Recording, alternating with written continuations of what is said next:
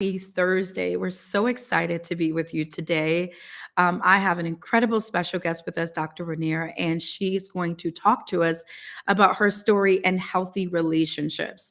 Now, it is Black History Month, and so we will be putting a Black History spin on today's episode. But before we jump in, we want you to do us a favor and go ahead and share this message out.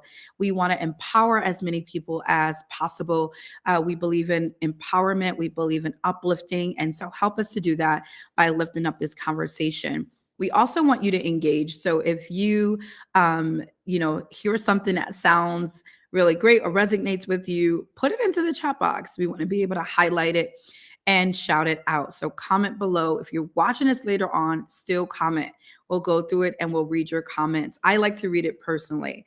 And then, of course, please follow us on all our social media platforms at iRaise.org. That is YouTube, Facebook, Instagram, TikTok. Also, don't forget to follow me at Shaniqua E. Moore on all social media platforms. Dr. Renair, thank you so much for being with me today. I'm excited about today's conversation. I'm excited as well, and I'm honored, and thank you for having me. Absolutely. So I'm going to formally read your bio and then we will jump into today's topic, which is relationships. I feel like this is a very hot topic. We know it's the month of Black history, but it's also the month of love. So it's interesting that we're going to blend those two concepts together. So Dr. Amin is an acclaimed educator and international speaker. Being a doctor of ministry from New York Theological Seminary, Dr. Amin excels in fostering relationship wellness and personal growth. Dr. Amin is the forefront of Pink Love Wellness LLC. She is dedicated to holistic client development, and her profound insights are showcased in her spiritual devotion for couples. Dr. Amin is an ordained minister and a celebrated Miss Exquisite Full Figured USA. Dr. Amin has been featured in Parade.com and CNN.com, highlighting her commitment to empowering and enriching diverse communities. Is there anything else that you would like to add to your incredible bio that I may have left out? No, nothing to add. I mean, I have a few books out there, so if you search my name and go to Amazon, you'll find them. That's just the only thing that that's not there. It's a lot. It's a lot. Yeah, absolutely. Like there's so much to your work and to what you do. So what inspired you into um, transitioning? You were in education and then you sort of made this transition into holistic relationship development. My first question is what inspired you into it? And then my second follow up is what is holistic relationship development? So I'd love to hear from you. Sure. Well, actually, I probably started in relationship work first in high school. All my friends would always be like, "Tell me what to do. What should I do? What should I do?" And I think at some point I began to say, if this is what I'm going to do, I want to learn to do it correctly. I don't want to be telling people how to maneuver their lives, and we all have different lives, we all have different experiences. So it was me really desiring to help people find the answers for themselves instead of me giving what I think their answer should be. And even to this day, I'm still in education. I just channel the conversation of relationship wellness into everything I do. I call it my Bruce Wayne job. It's the job that helps me be Batman. Um, I train, I'm a trainer on workforce. And so I'm looking at the relationship of these young adults to the workforce Sure. field. Um, and so everything I do, from spirituality to love to platonic relationships to corporate dynamics, I'm always looking at relationship because that is what is relationship wellness. It's not just the issue that is at the forefront. It is, how do you engage the relationships in your life? Because typically pieces of us that operate in our relationship a certain type of way, we tend to do that in other relationships as well. So we're looking at how you start your day, what is going on, what are you eating, how are you showing up? Because That's all of that is not just about our relationship with others, but the beginning is our relationship with self. If I'm not okay, then I'm not going to be able to be okay for those that I work with, that I love, that I talk to on a regular basis. It's just understanding that it starts and ends with you. Even if you're in a relationship or a marriage, it still starts and ends with you. I love the fact that you talked about relationships as being this like wraparound sort of thing that encompasses our human interaction. And you sort of segmented the different types of relationships that are out there. And I'm wondering if you can just give us a little more information about, based on your research and your work, what are the different types of relationships and how does showing up in one relationship affect the way you show up in the other relationships? So let's start from the top of the tier, depending on your faith journey. What's your relationship with the divine, with the God of your understanding? And then you move down. What's your relationship with self? Then your eros. What is your love? What is your love? How do you love? What is your? I love that the story about love language. Like, how did you show up in that? And then once you get past there, how are you loving on others? What is your dynamic? What is your family history? What is your culture?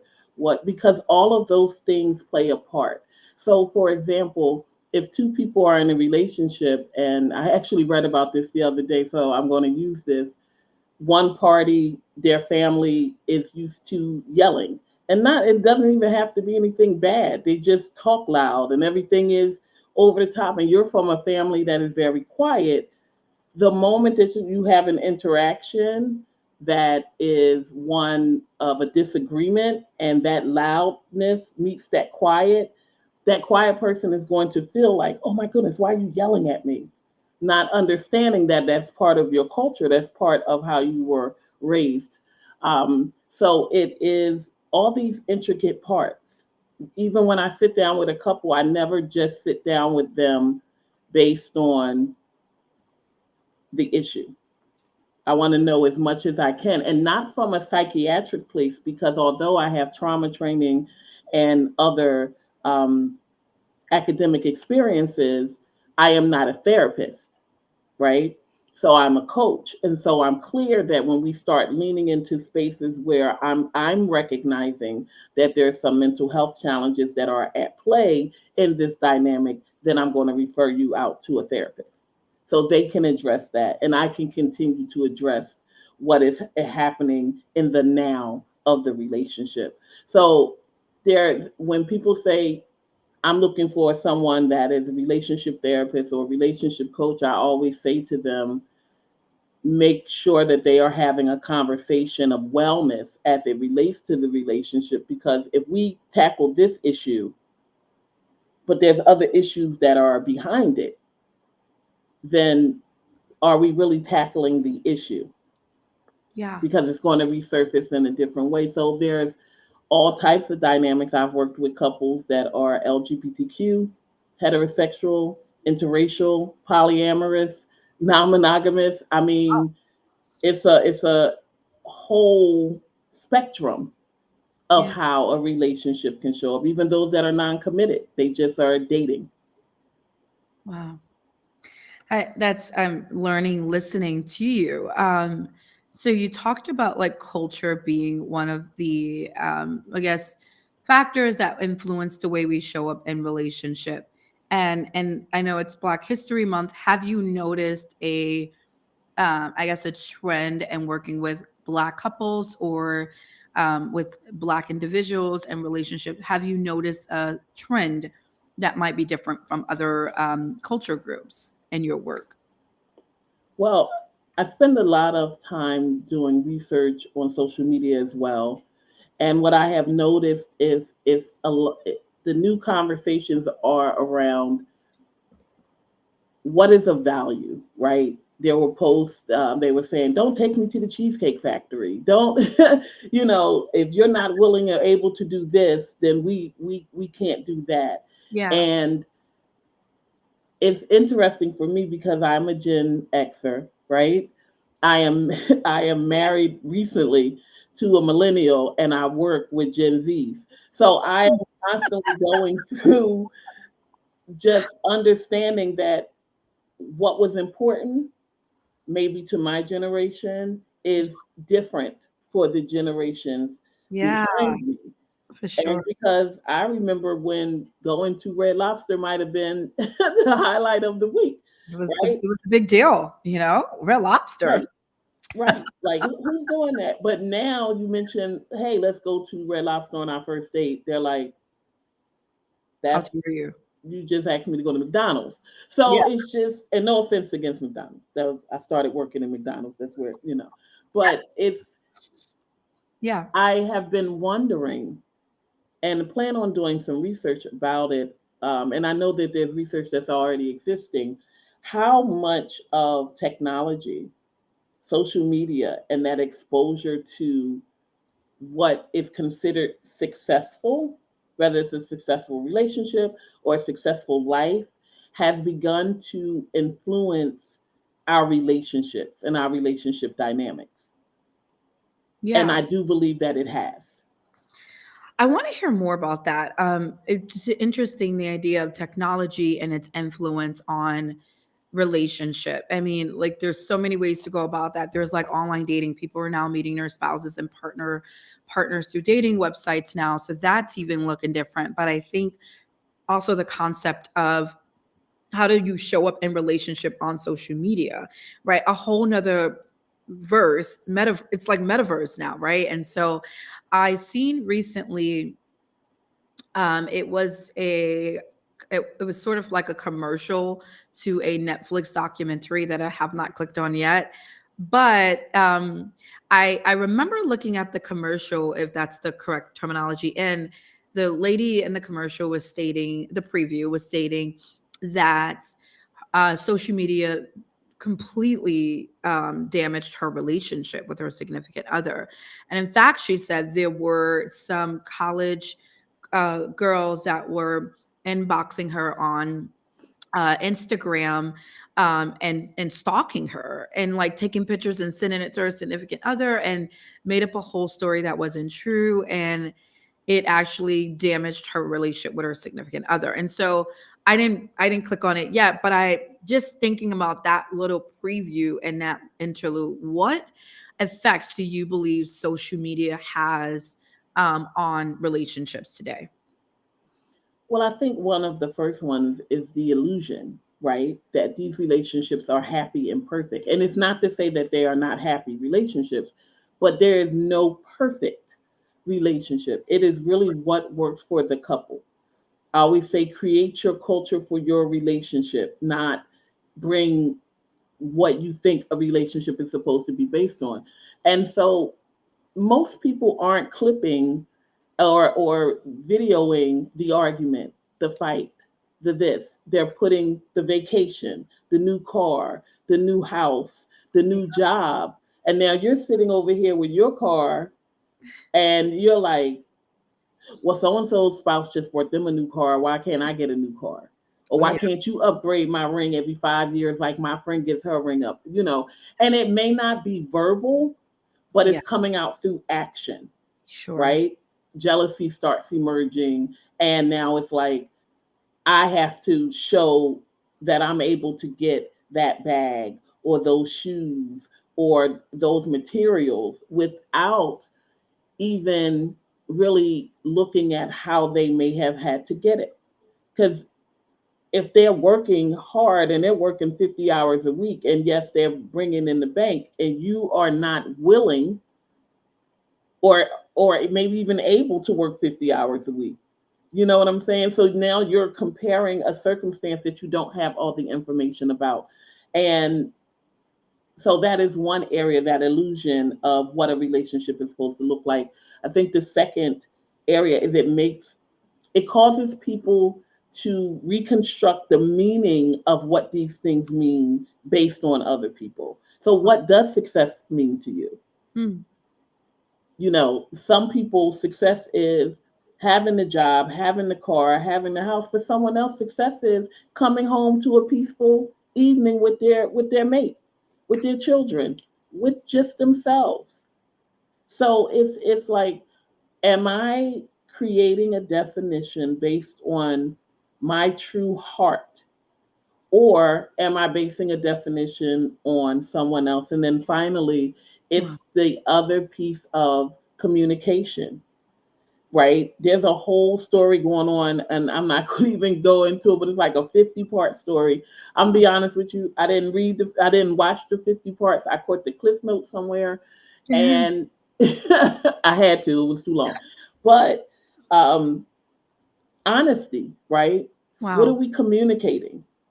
Yeah. If if you are under the impression that I make a certain amount of money or I live a particular type of lifestyle, and you've entered the relationship with that belief, and I never corrected you and to tell you that I don't own this, I'm leasing this, I'm not making a lot of money over here, then yes, you're going to feel offended when I offer to take you to the Cheesecake Factory, because you're going to think that I'm making so much of this over here and I'm only willing to offer you this.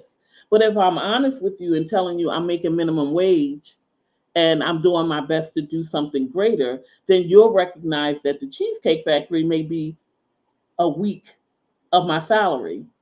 So I Wow. think it's this space of how honest Yeah. are we really willing to be about who we are and where we are, so that when people enter our life, friends, family, or lovers, and when I say family, I mean like chosen family, Sure. they are getting the true authentic self and not this image that they think we are, because when you wear that mask, that person becomes attracted to that mask and not you. That's so interesting you say that. It's almost like this just two conflicting viewpoints. It's like you are, you there's this the illusion part of you that I think lives on social media. And I feel like a lot of our, not just young people, but hey, I'm a millennial. I feel like millennials deal with it too. And then there is the real you, the authentic you. And so sometimes there's this competing sort of image of like, who are you, and who do you want to be, who do you want to show up to be, right? So I think that needs to be explored more, as definitely social media in itself. I think my experience, I've had horrible experiences with social media and relationships. It has been, is I don't value social media. It's not a core value of mine, and I don't see it. I believe in the real world, and the real world to me is like us. I can see you, you can see me. We're talking. I know you're real, right? We're having authentic conversation, or in person is real to me. But social media to me is an illusion. It's not real. For some people, it's very real, and so I think if you're in that type of relationship where the two may not value the same things, then it could be very challenging, and it essentially can cause a lot of issues and conflict and relationships. So I think that's another segment. We probably don't have enough time to go into that. Keep studying it and keep me like, abreast if you can on like how it's going. Yeah, absolutely. And I want to go back to something that you said that a lot of people don't zero in on, and that's value. What are your values? And how do they show up in what you do? How you show up in the world? That is really big, because if your values are here and someone else's values are here, and then I don't mean that in a negative or positive way, I just mean you're not on the same page, therein lies another challenge. And I have to be honest with you, the relationship I've been in now, I've been in for 6 years, 5 years in a relationship, and 1 year previous to dating. And I keep it so safe from social media now, because, like you, in the past, I've not had the best experience with relationship and social media, because when you put everything out, and I'm not judging anyone that does, like, do what's best for you. For me, I used to put Mhm. everything out. And then when it didn't work out, people felt Yeah. entitled To to know be what's going on. How dare you not update us on your relationship status? We're a part of this, right. right? They wanted to know why, who did Yeah. what, when, and so I promised myself moving forward that I wouldn't expose my life as much, especially my private life. I'll talk about it, like I'll talk about I just got married Wednesday. Like, I'll talk You about just that. you did you really just get married Wednesday? Yes, I just got Oh married on my Valentine's Day. god, congratulations. Wow. Well, talking about relationships, I mean, that's incredible. Congratulations. That's awesome. I'm so happy to Thank hear you. that, like, talking about love and this being the month of love, you just demonstrated it for us. So I love that. I think just bringing it home because we're at a close, but values is extremely important. I don't think that we talk about it enough in the context of relationships. I recently found out through a workshop that I was a part of. I think it was last week or the week before last, that my top value happens to be love. So I genuinely just love people. I don't know why. I used to get mad at myself and say, Shaniqua, you just love so much. You always forgive. Like, oh my God, I'm so tired of just being this love and forgiving person. Not that I don't have faults, I have many of them. But I think what bothered me is always being able to forgive and always having a heart to love. And I hated that. I was like, no, I want to be mean and I want to not love. And and I was like, and I struggled with this for a while in full transparency. And then recently at a program that I'm a part of at Columbia Business School, I found out that my top value is love. And I finally embraced it and was like, you know what? Yeah, absolutely. It makes sense why I give people chances after chances, because my core value is love. I believe in love. I believe in people having second chances. I believe in humanity. I believe in compassion. I believe in empathy. These are things that are core to who I am. I believe it breathed into me. No one taught me these things. It was just embedded into who I am from the time I was born. So, um, when you talk about values, I think that's so powerful. And what would it look like if we actually knew what our values were, how we would make better decisions, be our most authentic self, show up as who we truly are, and then have more quality relationships. Yes. Again, communication. It becomes a big part of the conversation. And if you're a person that struggles with communication, or even how to start a particular discussion with someone that you're seeing, now they have a lot of card games. When I say card games, I'm not talking about spades or, anything like that. I mean, like, Conversations. card games with, right, conversation starters. They are very good in helping. Every night you and your partner can just pull a card and discuss what's on the card. Because the more that you know, the more that you learn Wow. about who your partner is and the whys. Because many of us, especially in the African American community, might have grown up in spaces or neighborhoods or things where dysfunction Yeah. was functioning. Oh, yeah. And Completely. so it's about reversing some of that, to be able to use it in a way that elevates the relationship. Yeah. Like, I know that I get upset, and I don't want to talk, I need a minute. Sure.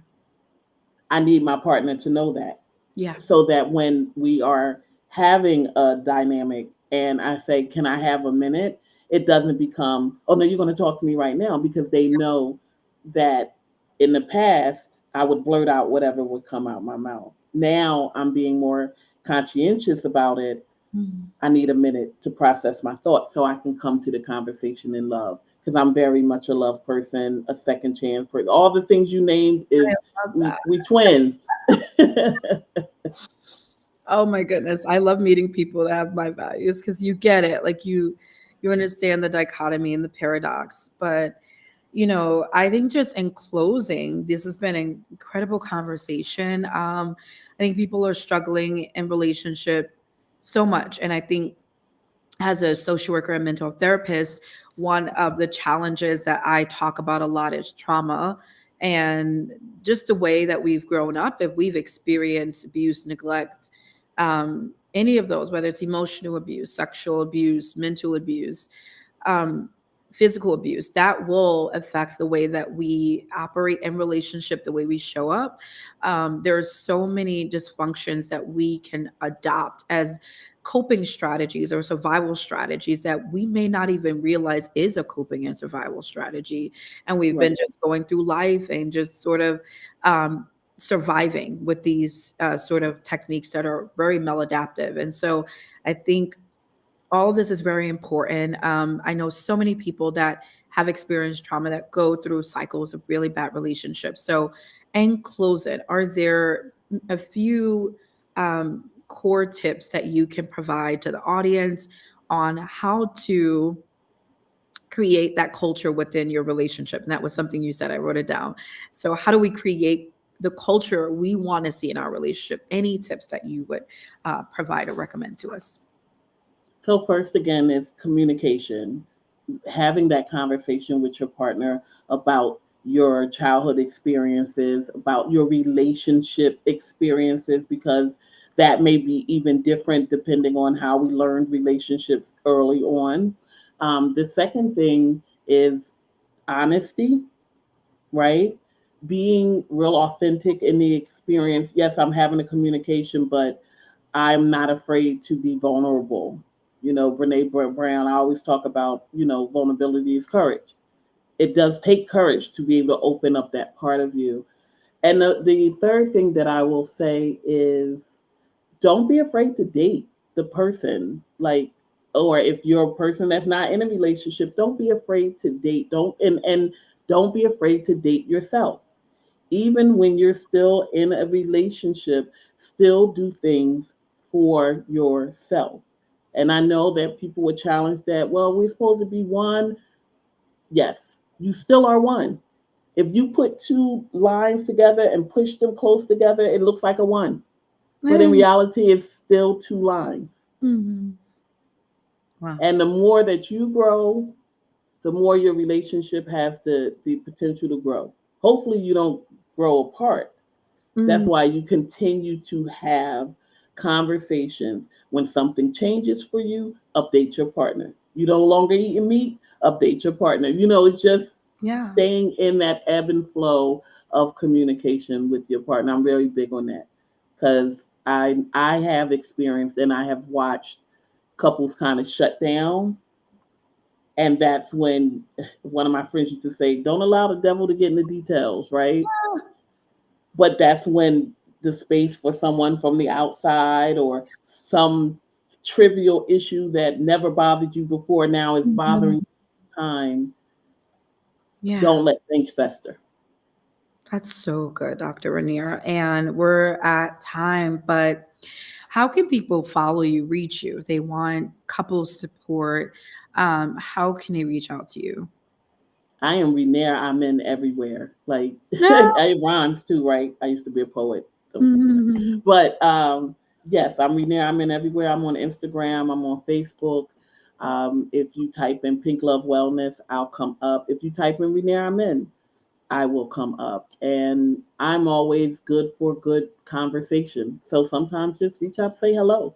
It doesn't have to need anything. Now, if you reach out for advice, know that if it goes too long, I'm gonna have to switch you to a client. We're gonna put you, But we're gonna put a bill there. Yeah, we'll we send don't you want an invoice. But to. I'm open. I love it. This has been incredible, Dr. Rainier. Yes, I've learned so much. I've taken like 2 pages of notes. I'm thinking about some things myself, what I need to do to be better as a person.